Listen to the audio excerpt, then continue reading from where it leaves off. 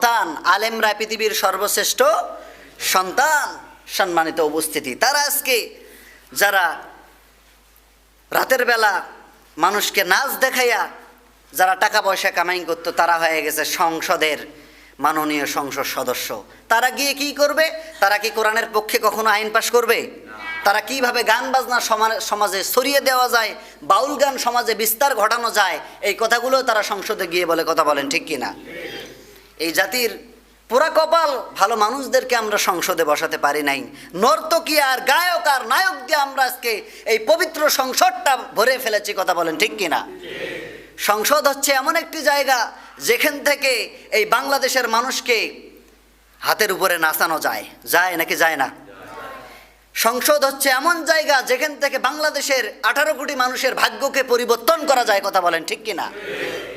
সেখানে ভালো মানুষ যদি না বসতে পারে, না বসাতে পারেন, তাহলে সারা জীবন এরকম করতে আমাদের জীবনটি শেষ হয়ে যাবে। আমরা সুখ এবং শান্তি আমরা খুঁজে পাবো না। এই জন্য আল্লাহ তাআলা বলেছেন, বান্দারে এদের পিছনে দৌড়ায় কোনো লাভ, এদের পিছনে দৌড়ায় কি কোনো লাভ আছে? লাভ নাই।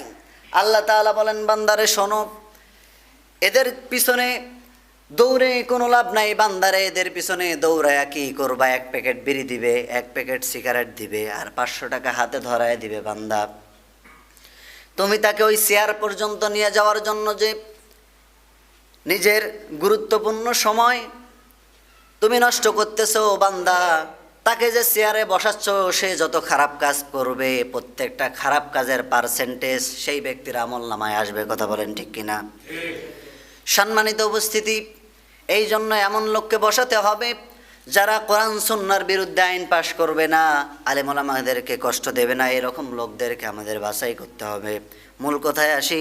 আল্লাহ তাআলা বলেন, বান্দারে ইলা মাগফিরাতিম মির রাব্বিকুম, তোমার রবের ক্ষমার দিকে, মাগফিরাতের দিকে দৌড়াও।